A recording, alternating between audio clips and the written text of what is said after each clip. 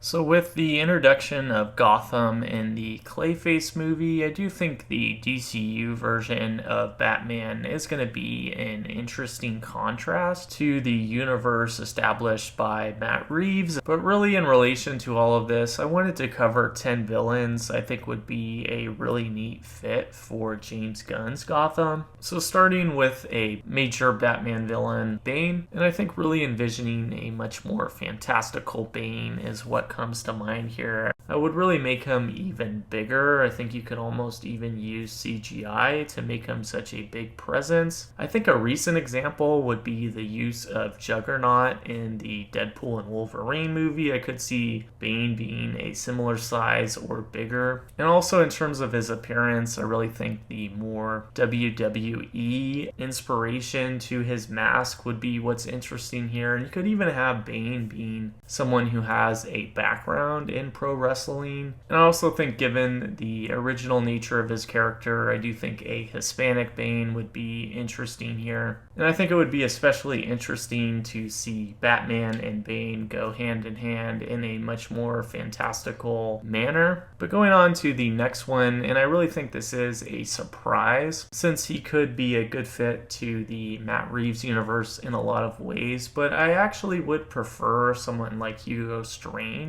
to make their debut in James Gunn's Gotham. And I think even though you do have a more grounded nature to Hugo in terms of him being a psychiatrist, but I really think if you look at the full history of his character, I think there is a lot more of an emphasis on Hugo Strange as a scientist, which is why I would like to see him in a much more fantastical Gotham. And I think especially some of the early uses of him using certain technology to create a dense fog all throughout Gotham to really elevate crime and to make it a lot harder for Batman to see. And I think something like that could be a better fit for James Gunn's style. And I think even though Gunn's Gotham is obviously going to be more fantastical, I do think someone like Hugo Strange could be a good option to really be someone that mentally challenges Batman in this world, because I do think he is going to have a lot of fantastical physical threats as well. And going on to the next one, I really think a lot of the early talks of Mr. Freeze as a villain for the Batman Part 2 was really before any of the DCU got developed. And I really think this was due to Mr. Freeze's limited live action portrayals in addition to the winter theme. However, I just don't see a watered down version of Mr. Freeze being interesting, since we do have the option of a fantastical Gotham under Gunn, and I just think there's so many fundamental aspects to his character that you can't get rid of for him to make sense in a more natural world. So I do think you have to have Mr. Freeze in his true form with the helmet and with a lot of his freeze guns in a much more modern looking Gotham in Gunn's world. And I think he could really be an interesting option to see lingering in the background of a busy Gotham here. And going to the fourth option, I really think Poison Ivy is a villain that hasn't gotten as much attention in live action recently as well. And in a lot of ways, I really can see her character being a good stylistic fit for James Gunn's Gotham here. And I really see this as the Burtonverse really being similar to James Gunn's style in a lot of ways. I think if we're comparing the Nolan trilogy to what Matt Reeves is doing, I really think the Burtonverse is the closest fit to what Gunn's version will look like. And I really think James Gunn is more of bringing a comic book page to life with minimal changes. So I could see someone like Poison Ivy being a good fit for that. And I do think his style would be a good way to see her character in her true form with a lot of the modern cinematic technology. And I do think that Poison Ivy is also an option that wouldn't just be such a dark character. And I also think Poison Ivy could be an interesting addition, since she could really serve as more of a middle ground in terms of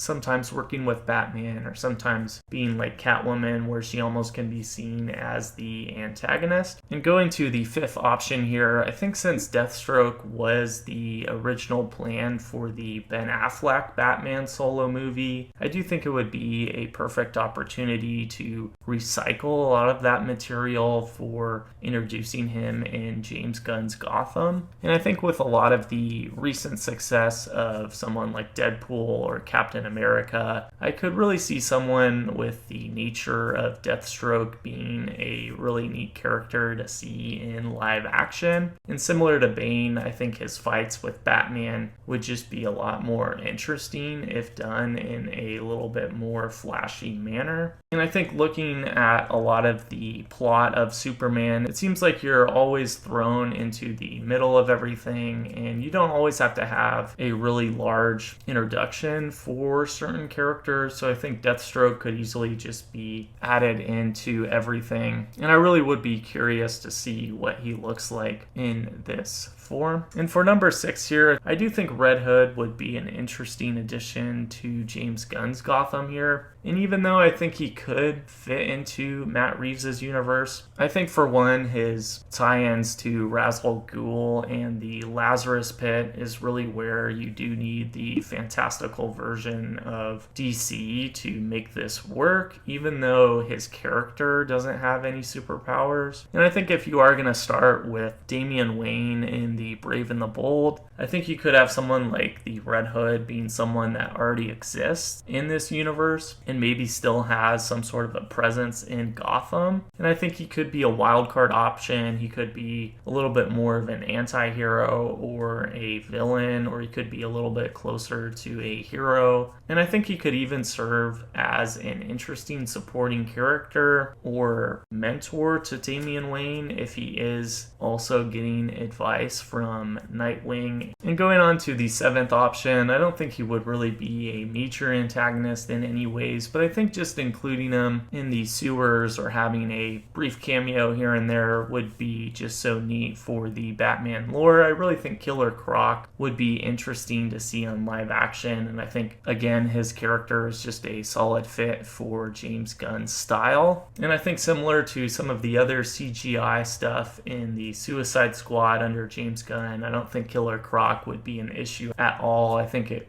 could be similar to some of the previous Spider-Man villains in a lot of ways. And I really think Killer Croc would just offer a much different dynamic for a Batman villain. And going to number 8 here, I think Ra's al Ghul is an obvious choice for a lot of reasons. I think for one, if you are going to go the Damian Wayne direction, I think the storyline of Raz being his grandfather is an interesting choice here, and I think that could be an interesting tie-in to the League of Assassins as well. And I really think Ra's al Ghul in a much more fantastical presence would be interesting, since you don't really get that as much in the Nolan or Bale verse. And I think similar to the Red Hood, I think the Lazarus Pit in a much more immortal Ra's al Ghul could be interesting, and maybe he's someone who has been around from the beginning of the references that were given in the beginning of Superman. But similar to Killer Croc, I think a few more neat cameos to Gotham to really create the aesthetic of a much more fantastical world. I think someone like Mad Hatter is someone that is a little bit in James Gunn's alley. I think the mind control aspect of his character would be interesting to see done right. And another interesting literal reflection to Batman, just in terms of his name itself, I do think Man-Bat would be neat to see on the big screen, even if it was just momentarily. And I think along with Hugo Strange, if you have a little bit more of the science fiction element to Gotham and Batman in this, I think Man-Bat is a great addition to all of that. Or I think he could just serve simply as a similar dynamic to the Krayt Dragon in Superman, where that's really more of a side plot. But just to see him flying around Gotham, I think would be an interesting aesthetic. So these are really some of my best bets or best picks for villains that would be a good fit for James Gunn's Gotham. But feel free to let me know your thoughts on this, and I'll see you later.